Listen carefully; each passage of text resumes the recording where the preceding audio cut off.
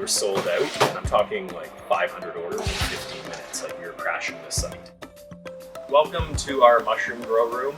That idea that we're sort of working in the system is really important to us, and it's one of the things I think we're really lucky to be at Kendal Hills because we have a forest to do this. So where I'd like to take you next is actually over and show you how we're operating this very modest but ambitious food hub here.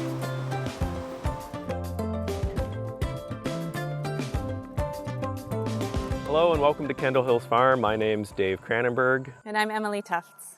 This is the farm that I grew up on. My parents bought this farm in the 80s.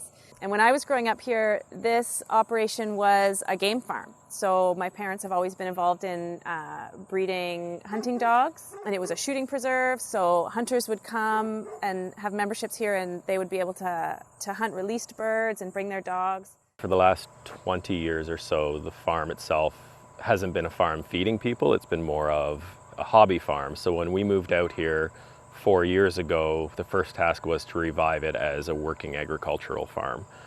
And we, took stock of what existed, what was still usable, and that's why we revived the poultry operation and became artisanal chicken farmers.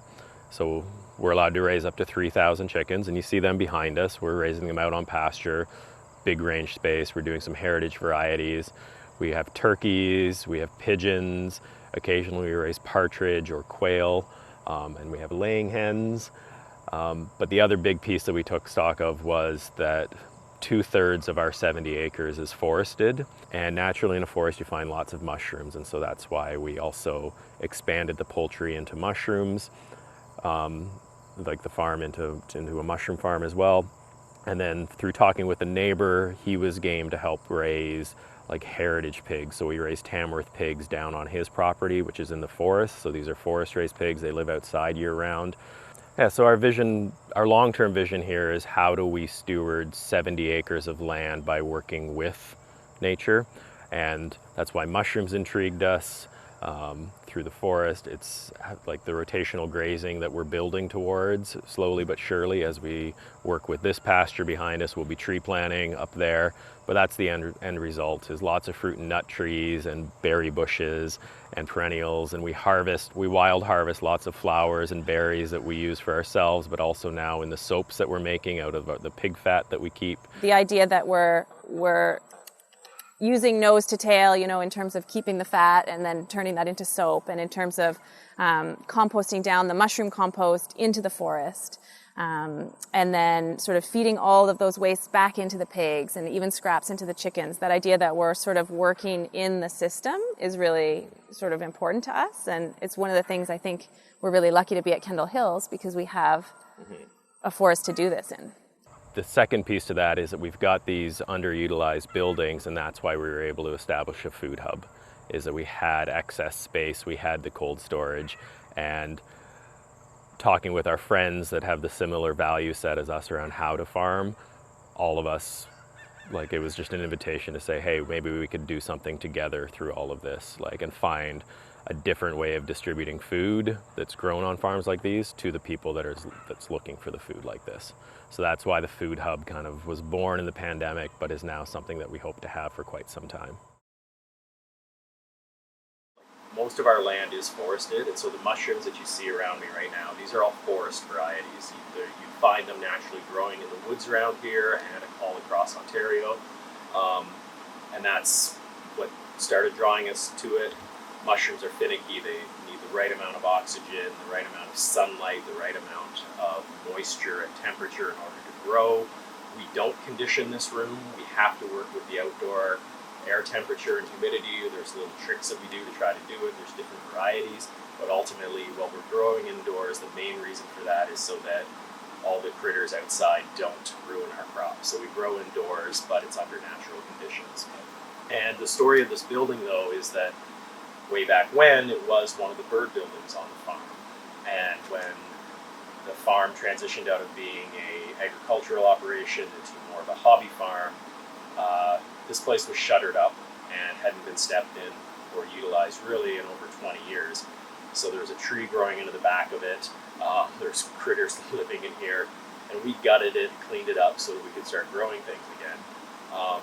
But what you're seeing in this room is only about 1/3 of the actual building itself. And, you know, I had hopes of expanding into there with more mushroom growth, but like that's years away. But it's why we had this empty space as well that we could convert into warehouse space, as well as we had 2 walk-in fridges and a walk-in freezer for the combination of our fresh product and basically any of our poultry and pork that we weren't selling fresh went into the freezer. So we had these 2 big, like we had all this infrastructure here, and that's what allowed us to start up the food hub in the early days of the pandemic. We're in the other portion of what I used to call my mushroom building, but now I call the food hub, the warehouse space. And if you think again, like this idea of mycelium, this really well-connected network of an organism that's really, really well connected, but as far as anyone else sees, all they see is this beautiful mushroom. That's almost my guiding philosophy for this food hub that has evolved out of the early days of the pandemic, when we really just invited a few of our farmer friends to join us with our online store listing their things, and we called that, instead of our farm store, a virtual farmers market. And it got a lot of press really, really quickly, and we became like, the demand was just overwhelming for us. But the encouraging thing is that 6 months on, the demand is still there. As things have reopened, as people have lots of options, they've stuck with us because they appreciate the quality of what we're doing, the customer service and the convenience. We have about 50 vendors that they can select from, and over 400 items available right now. And since the beginning, because all of this is seasonal, there's been over about 1,100 unique items sold through the market over the last 6 months. It's been farmer focused. The homes that we're feeding really appreciate it. They understand that items that might be available one week aren't going to be there the next, because we're talking about seasonal things. We're talking about small livestock farmers, you know, that are taking 1 or 2 pigs into the processor, you know, into the butcher. It's like once those loin chops are gone, they're gone, right? Like that's it. And then the art is like, once it comes in here, we've got really, like, I'm really proud of the team here and the technology that we're using. A driver gets the route, it's got the 60 stops that he's got to make, and he's going home to the door, presses a button, the customer gets an email saying, hey, your order's been dropped off. And then the next customer is getting notified, being like, the driver's going to be there in a few minutes, get ready. Like, there's been a learning curve for all of the vendors moving to all of this. There's been a learning curve for us trying to figure this out, and there's definitely a learning curve to the homes that we're feeding as they adjust to ordering food a week in advance type thing. But it's going smoothly. We feed about 600 homes right now on a regular basis, and another 2,000 occasionally. And we're hoping to continue to grow that in the 6 to 12 months to come as we head into 2021. Obviously, all the logistics and the coordination of trying to get the food here on time, and then also dealing with the reality of what do you do when, like, a crop that you were expecting didn't turn out the way that you'd hoped a week ago, and so now it's not available for the homes to receive. And to be honest with that, we've just really made customer service a focus. We have a really good way of communicating when that happens, and the customer can be notified, and they can make the decision of a refund or a substitution or to delay until a future week, and that all happens fairly seamless. In terms of the potential for this, my fear from day one was that this was going to take people away from farmers markets or away from other direct sales like CSAs. But what I'm happy to say is that it doesn't seem to be the case. Instead, what we're finding are that I think a fairly large swath of people who have always wanted to buy directly from a farm or go to a farmer's market, but all of the other demands on their life and time doesn't give them that like luxury of being able to get down to a farmer's market, you know, early on a Saturday. So that's what I like, is that we're finding those people. But I've always believed since day one that if local sustainable food can compete on convenience and quality and customer service, you know, that we can reach more people with our food.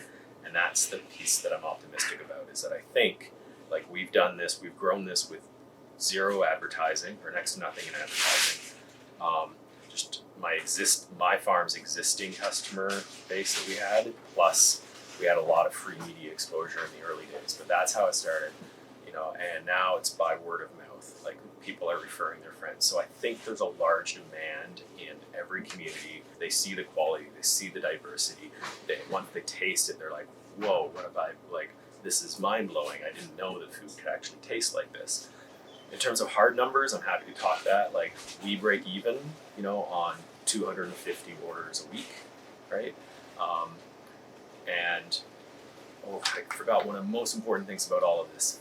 The vendors are the price setters. And the fact that allowing farmers to be price setters, I think, is a novel but important thing for the future of food. It started with us inviting the friends that we'd made at the farmers markets, the other folks that we knew that were growing food and kind of shared a similar value set and philosophy as us, to list their items on our farm store. And then that started to snowball, and we started trying to bring in more folks, like other recommendations, because this is, again, remember what it was like back in March and April? It was insane for all of us. Like, the demand for food had never been, I think, higher. And we were also trying to get our seasons off to a start too. When the market opened up back then, it was at noon. We were sold out, and I'm talking like 500 orders in 15 minutes. Like, we were crashing the site. And it was just, we're like, what is going on?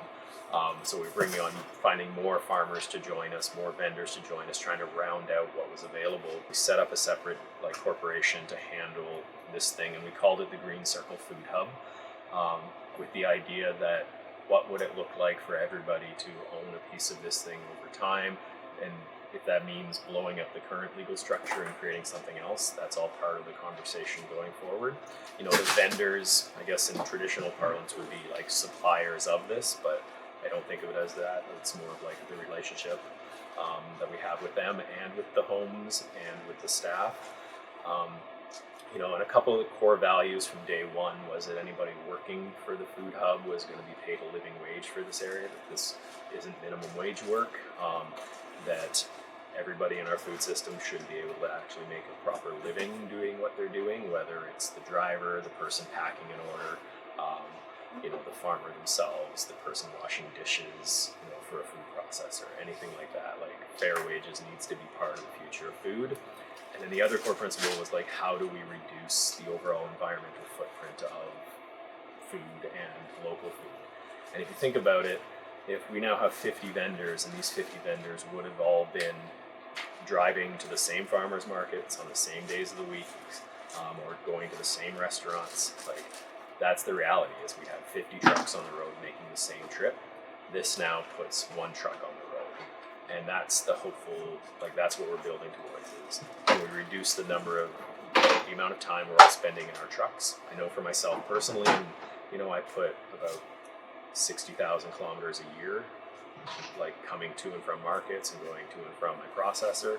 That's cut way down now that I can just put it on a truck and it's getting delivered for me. This space that you've just seen, that I currently call the warehouse and is kind of like the food hub, is temporary. We have a very large building on this farm that is not being used anymore. It was our dog kennel, our dog boarding kennel. We had to shut that down because everybody's going away for vacation or work trips. We've shut that down and made the decision that we are going to renovate that and turn that into our proper warehouse food hub space, so that we have a lot more storage and a lot more an even more efficient workflow, we think. So thank you for joining me on the tour today. I'm really looking forward to talking to you more about this, whether it's part of the workshop or online, by phone, text, anything. My passion for local food is very, very strong, and I look forward to talking to you more about it. So thank you. Cheers.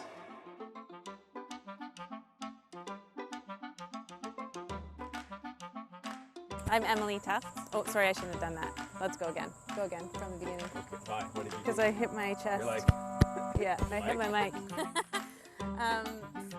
This is our star ticket. Yeah.